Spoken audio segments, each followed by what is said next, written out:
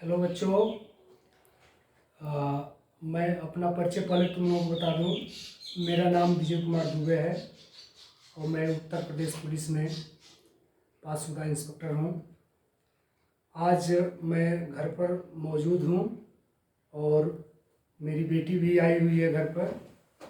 तो इसका बीटेक का परीक्षा चल रहा है फर्स्ट सेमेस्टर का, और मैं चाहूँगा पहले अपना परिचय तुम लोगों को बताए, उसके बाद इसकी क्या अपेक्षाएं हैं, उन अपेक्षाओं को अपनी जानकारी के अनुसार मैं पूरा करूँगा।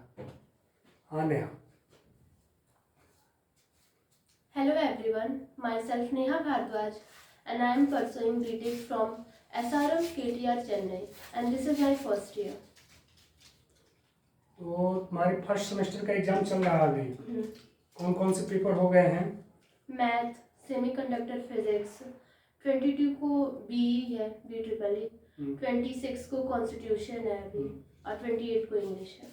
कॉन्स्टिट्यूशन में क्या सिलेबस है? Characteristics of constitution, fundamental rights, DPSP, fundamental duties, president, prime minister और स्टेट रिलेशनशिप गवर्नमेंट। ठीक है, ओके। चलो तो हम आज से शुरू करते हैं तुम्हारा संविधान का, और मुझे जितनी जानकारी है उतना मैं बताने का प्रयास करूँगा। और तुम बैठ जाओ और मैं इसको साथ साथ वीडियो रिकॉर्डिंग भी कर ले रहा हूँ ताकि तुम्हारे साथ के अन्य जो भी बच्चे हैं इसका लाभ उठा सकें, और जो भी किसी भी कंपटीशन का तैयारी कर रहे हैं, चाहे वनडे एग्ज़ाम का हो, सिविल सर्विसेज का हो, और या ऐसे जो तुम्हारे जैसे छात्र हैं जो बीटेक या कहीं अन्य भी हैं और उनके स्कूलों में कॉन्स्टिट्यूशन का सिलेबस दिया गया है, तो मैं कोशिश करूंगा कि बड़े ही सिंपल वे में भारतीय संविधान को 1 बाय 1 करके, और इधर 8-10 दिनों में इसका कुछ न कुछ जो है जो एग्ज़ाम में अंडरस्टैंडिंग के लिए, लिखने के लिए फ़ायदेमंद हो सके, बताने का प्रयास करूंगा। आज मेरा ये पहला लेक्चर होगा संविधान पर, और भारतीय संविधान को जानने के लिए आवश्यक है कि अगर यदि हम इसके प्रस्तावना को जान लेते हैं तो पूरे संविधान को समझना बहुत ही आसान हो जाता है। प्रस्तावना को भारतीय संविधान की आत्मा भी कहा गया है, और जैसा कि आप जानते हैं कि बहुत लंबे समय तक माननीय सर्वोच्च न्यायालय, उच्च न्यायालय स्तर पर ये बहस का विषय रहा है कि प्रस्तावना संविधान का भाग है या नहीं, और क्या प्रस्तावना में संशोधन किया जा सकता है या नहीं। संविधान 26 जनवरी 1950 को लागू होने के पश्चात इसमें कई बार उतार चढ़ाव आए और संविधानों में कई बार संशोधन हुए, सैकड़ों से ज़्यादा संख्या संशोधन की। संविधान की प्रस्तावना में भी संशोधन हुए, और कई प्रकरण ऐसे हैं माननीय न्यायालय, सर्वोच्च न्यायालय द्वारा इसमें निहित किया गया। और लास्ट जो स्थिति है वो अभी मैं बता रहा हूँ कि लास्ट की स्थिति में ये बताया गया कि संविधान की प्रस्तावना संविधान का एक भाग है, अंग है, और इसमें संशोधन किया जा सकता है, किंतु कुछ रेस्ट्रिक्शंस हैं। माननीय सर्वोच्च न्यायालय ने इसमें ये रेस्ट्रिक्शंस लगाए हैं कि आधारभूत ढांचा को हम चेंज नहीं कर सकते हैं। बेसिक स्ट्रक्चर क्या है, ये माननीय सर्वोच्च न्यायालय ने ये कहा कि ये समय समय पर निर्णयों में हम बताते रहेंगे। अब तक जो भी निर्णय हुए हैं उसमें 22 ऐसे बेसिक स्ट्रक्चर मिले हैं जिसमें हम संसद द्वारा संविधान की प्रस्तावना या संविधान में संशोधन नहीं किया जा सकता है। तो आज प्रस्तावना पर हम विचार करते हैं, पहला लेक्चर है, उम्मीद है आपको पसंद आए। जैसा कि आप जानते हैं कि संविधान की प्रस्तावना में लिखा गया है कि हम भारत के लोग भारत को एक संपूर्ण प्रभुत्व संपन्न, समाजवादी, पंथ निरपेक्ष, लोकतंत्रात्मक गणराज्य बनाने एवं इसके समस्त नागरिकों को सामाजिक, आर्थिक और राजनीतिक न्याय, विचार, अभिव्यक्ति, विश्वास, धर्म और उपासना की स्वतंत्रता, प्रतिष्ठा और अवसर की समता प्राप्त कराने के लिए तथा उन सब में व्यक्ति की गरिमा और राष्ट्र की एकता और अखंडता सुनिश्चित करने वाली बंधुता बढ़ाने के लिए दृढ़ संकल्प होकर अपनी संविधान सभा में आज दिनांक 26 नवंबर 1949 ईस्वी मिति मार्गशीर्ष शुक्ल सप्तमी संवत 2006 विक्रमी को एतद द्वारा इस संविधान को अंगीकृत, अधिनियमित और आत्मार्पित करते हैं। संविधान की प्रस्तावना का एक एक शब्द इतना महत्वपूर्ण है कि जब तक इसके प्रत्येक शब्दों का हम अर्थ, उसकी मार्मिकता नहीं समझ लेते हैं तब तक हम अपने संविधान को कतई नहीं समझ पाएंगे। तो आइए सबसे पहले हम इस प्रस्तावना के एक एक शब्दों का एक सटीक व्याख्या के माध्यम से, एक सटीक जानकारी के माध्यम से हम आपके सामने रखेंगे ताकि इसको बड़ी आसानी से आप समझ लेंगे। समझने के पश्चात आपको संविधान के fundamental rights, fundamental duties, state centre relationship, parliament, आज सबकी भूमिकाएं समझने में, सबके रोल, सब में क्या है, बहुत आसान होगा आपको समझने के लिए। और आए दिन आप न्यूज़पेपर, टीवी चैनलों पर डिबेट देखते रहते हैं और इसकी कम जानकारी होने से आदमी उस डिबेट में उतनी रुचि नहीं ले पाता है। तो आइए हम आपको बताते हैं संविधान की प्रस्तावना के एक एक शब्द का अर्थ और उसकी मार्मिकता, सारगर्भिता और उसके अर्थ। पहला शब्द आप देख रहे हैं, हम भारत के लोग। हम भारत के लोग, ये पहला शब्द ही इंडिकेट करता है कि ये जो संविधान बना है ये किसी नेता, वकील या किसी ऐसे लोगों द्वारा नहीं बना है जो कोई पदाधिकारी हो। ये संविधान इंगित करता है, पहला शब्द, कि हम भारत के लोग, अर्थात भारत की संविधान सभा में जो फर्स्ट अधिवेशन हुआ, संविधान सभा का फर्स्ट बैठक हुई थी 9 दिसंबर 1946 को, उसमें जो भी प्रतिनिधि 389 इतने प्रतिनिधि प्रथम दिवस के बैठक में सम्मिलित हुए थे और वे 389 लोग हम भारत के लोग थे।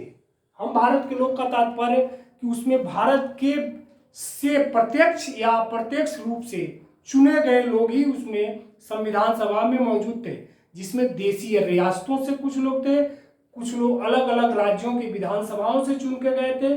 वो पूरे भारत का नेतृत्व कर रहे थे। इसलिए संविधान की प्रस्तावना में शब्द आया है कि हम भारत के लोग। भारत को एक संपूर्ण प्रभुत्व संपन्न, ये महत्वपूर्ण शब्द है, संपूर्ण प्रभुत्व संपन्न।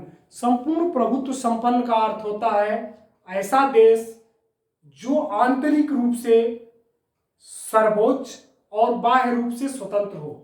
फिर एक बार ध्यान दें, ऐसा देश जो आंतरिक रूप से सर्वोच्च और बाह्य रूप से स्वतंत्र हो, ऐसे देशों को ही एक संपूर्ण प्रभुत्व संपन्न देश कहते हैं। उसमें भारत एक है, आंतरिक रूप से सर्वोच्च और बाह्य रूप से स्वतंत्र।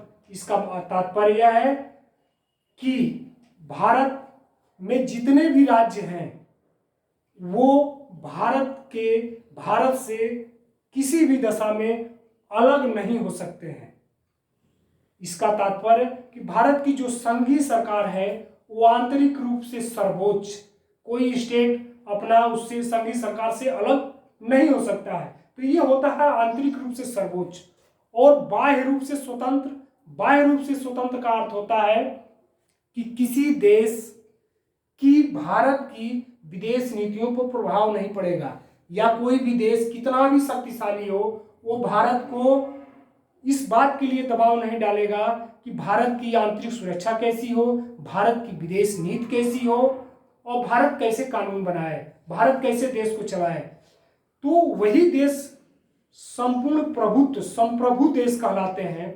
सॉल्वेंटी जिसको इंग्लिश में कहते हैं, संप्रभु देश वही कहलाते हैं जो आंतरिक रूप से सर्वोच्च और बाह्य रूप से स्वतंत्र हो। किसी देश की उसके ऊपर निगरानी या किसी देश का आधिपत्य या किसी देश का दबाव उस पर न हो, ऐसे देशों को ही संप्रभु देश कहते हैं। अगले शब्द कहते हैं समाजवादी, यानी कि भारत एक ऐसा देश है, भारत का संविधान एक ऐसा हम संविधान बना जा रहे हैं जो समाजवादी हो, यानी कि समाज के सभी लोगों का देश के संपदा पर समान अधिकार रहे। पंथ निरपेक्ष, अर्थात भारत एक पंथ निरपेक्ष, इसको धर्म निरपेक्ष भी कहते हैं, भारत पंथ निरपेक्ष देश होगा। यानी कि भारत में किसी एक धर्म को बढ़ावा नहीं दिया जाएगा। यानी भारत सभी धर्मों को समान रूप से, भारत सरकार, भारतीय संसद, भारत के लोग सभी धर्मों को समान रूप से आदर देंगे, सभी धर्मों का समान रूप से विकास होगा, सभी को अपना धर्म समान रूप से अपनी इच्छा अनुसार मानने की स्वतंत्रता होगी। अगला शब्द है लोकतंत्रात्मक गणराज्य। विश्व में कई ऐसे देश हैं जो केवल डेमोक्रेट देश हैं, कुछ ऐसे देश हैं जो गणराज्य देश हैं, कुछ ऐसे देश हैं जो अध्यक्षात्मक शासन प्रणाली से चल रहे हैं, कुछ ऐसे देश हैं जो मोनार्सी राजतंत्र के हिसाब से चल रहे हैं आज भी। लेकिन भारत एक ऐसा देश है जो लोकतंत्रात्मक गणराज्य देश है।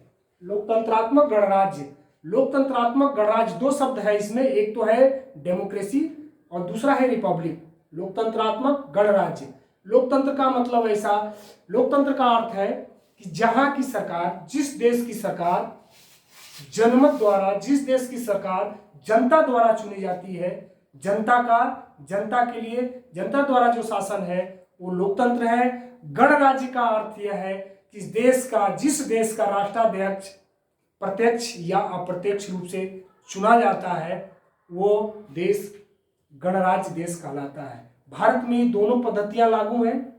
अमेरिका में आप देखते हैं अध्यक्षीय प्रणाली लागू है, ब्रिटेन में लोकतंत्रात्मक प्रणाली लागू है, अरब के कई कंट्री ऐसे हैं जहां राजतंत्र चल रहा है। भारत एक ऐसा है जो सबका समन्वित, लोकतंत्रात्मक और गणराज्य दोनों का समन्वित रूप से शासन पद्धति है। यहाँ का राष्ट्राध्यक्ष का मतलब राष्ट्रपति भी प्रत्यक्ष या अप्रत्यक्ष रूप से ही चुना जाता है, और भारत का प्रधान मिनिस्टर भी प्रत्यक्ष या अप्रत्यक्ष रूप से ही चुना जाता है, और सांसद, एमएलए ये सब जनता द्वारा चुने जाते हैं। अगला शब्द है बनाने के लिए तथा उसके समस्त नागरिकों को। और हमारा संविधान जिसको हम भारत के लोग ही बनाए हैं, हमारे नागरिकों को क्या क्या अधिकार देता है। हमारे नागरिकों को सामाजिक, आर्थिक और राजनीतिक न्याय की बात करता है। यानी कि यहाँ 3 प्रकार के जस्टिस की बात हो रही है, 3 प्रकार के न्याय की बात हो रही है, सामाजिक, आर्थिक और राजनीतिक न्याय।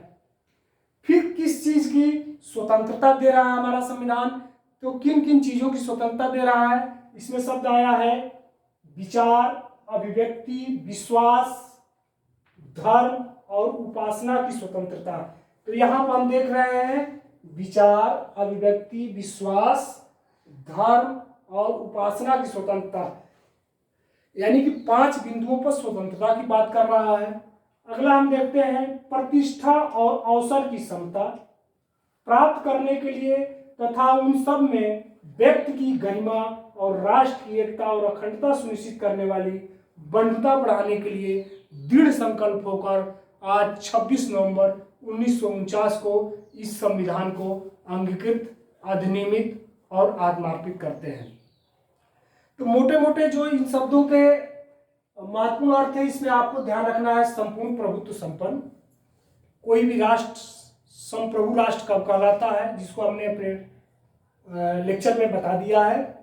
पंथ निरपेक्ष क्या होता है, लोकतंत्रात्मक क्या होता है, गणराज्य क्या होता है, और किस किस नागरिकों को किस किस न्याय की बात हमारा भारतीय संविधान करता है। 3 प्रकार के न्याय की बात करता है, सामाजिक, आर्थिक और राजनीतिक। कितने प्रकार की स्वतंत्रता की बात करता है, विचार, अभिव्यक्ति, विश्वास, धर्म और उपासना की स्वतंत्रता की बात करता है। स्वतंत्रता, प्रतिष्ठा और अवसर की समता की बात करता है, और उन सब व्यक्तियों में गरिमा, ये सबसे महत्वपूर्ण जो शब्द है आज के समय में जो प्रासंगिक है, गरिमा। हर व्यक्ति को अपनी गरिमा बनाए रखने के लिए भारतीय संविधान पूर्व में ही व्यवस्था कर दिया था। जैसा कि आप जानते हैं कि आने वाले समयों में संयुक्त राष्ट्र संघ के तत्कालीन, उस समय संयुक्त राष्ट्र संघ में 10 दिसंबर 1948 को अंतर्राष्ट्रीय मानवाधिकार दिवस मनाया गया। भारत में 1993 में राष्ट्रीय मानवाधिकार आयोग बना, 2002 में उत्तर प्रदेश में राज्य मानवाधिकार आयोग बना। इन सब मानवाधिकार आयोगों का एकमात्र लक्ष्य जो मानव अधिकार का है, उसमें व्यक्ति की गरिमा की बात कही जाती है। जैसे आप जानते हैं कि मानवाधिकार वे न्यूनतम आवश्यक अधिकार है जो कि एक मानव को मानव होने के नाते एवं मानव गरिमा को बनाए रखने अथवा उसको अपना मर्यादित अस्तित्व कायम रखने के लिए उसे प्राप्त होना चाहिए। एक बार पुनः सुन लें, मानवाधिकार वे न्यूनतम आवश्यक अधिकार है जो कि एक मानव को मानव होने के नाते एवं मानव गरिमा को बनाए रखने अथवा उसको अपना मर्यादित अस्तित्व कायम होने के लिए उसे प्राप्त होना चाहिए। तो उसी गरिमा की यहाँ बात की गई है कि व्यक्ति की गरिमा कितनी महत्वपूर्ण है। और उसके बाद हम अपनी गरिमा के साथ साथ राष्ट्र की एकता और अखंडता सुनिश्चित करने वाली बंधुता बढ़ाने के लिए दृढ़ संकल्प होकर अपनी इस संविधान सभा में 26 नवंबर 1949 को इस संविधान को अंगीकृत, अधिनियमित और आत्मार्पित करते हैं। मैंने अंगीकृत मैंने हम इसको स्वीकार करते हैं इसको। अच्छा, ये ध्यान देने वाली बात है कि हमारा संविधान 26 नवंबर 1949 को बनकर तैयार हो गया, और जब हम सुनते हैं कि हम 26 जनवरी 1950 को इस संविधान को लागू किया गया, तो कुछ आपको बता दें कि कुछ पार्ट संविधान के, क्योंकि तत्काल समय में चुनाव होने वाले थे, तो चुनाव संबंधी प्राविधान जो आर्टिकल 324 से दिया गया है, उन आर्टिकलों को जो महत्वपूर्ण उसमें कुछ कटपे आर्टिकल थे उनको तत्काल में ही लागू कर दिया गया। शेष संविधान को लागू करने के लिए 26 जनवरी 1950 की तिथि मुकर्रर की गई, क्योंकि इसका भी एक इतिहास है कि 26 जनवरी को ही हम अपने संविधान को लागू क्यों किए, क्योंकि लाहौर अधिवेशन 26 जनवरी को ही 1930 में मनाया गया था और पूर्ण स्वराज्य की मांग की गई थी। उस कॉन्सेप्ट को जिंदा रखने के लिए, उस विचारधारा को आने वाले पीढ़ियों को याद रखने के लिए हम 26 जनवरी 1950 को अपने इस संविधान को लागू किए। अब इसमें से जो प्रतियोगी परीक्षाओं में जो प्रश्न आते हैं उसके लिए अलग से मैं एक वीडियो बनाऊंगा, जिसमें अब तक सिविल सर्विसेज एग्जाम और वनडे एग्जाम में जो भी 1 मार्कर क्वेश्चन आए हुए हैं उसके लिए अलग एक वीडियो बनाया जाएगा। भारतीय संविधान को समझने के लिए, जिसमें आप फंडामेंटल राइट है, फंडामेंटल ड्यूटीज है, स्टेट सेंटर रिलेशनशिप है, इलेक्शंस कमीशंस है, जुडिशरी सिस्टम है, इन सबको समझने के लिए हमको भारतीय संविधान के प्रस्तावना को समझना होगा। और मैं प्रयास किया हूं कि इसको डिटेल से आपको बताने का, उम्मीद है कि आप इसको समझे होंगे। और इस पर जो डिटेल्ड वीडियो बनेगा, आज फर्स्ट वीडियो था, फर्स्ट रिकॉर्ड हो रहा है वीडियो, और मैं अपने मोबाइल से ही रिकॉर्ड कर रहा हूं, तो मैं अभी इसको क्वालिटी देखूंगा, कैसे कमेंट आते हैं आप लोगों के, इससे आप लोगों को कुछ फ़ायदा होगा नहीं होगा, भविष्य में इस सब बातों को ध्यान रख के अगला वीडियो बनाया जाएगा। और आज की वीडियो हम यहीं पर समाप्त करते हैं। सभी को जय हिंद।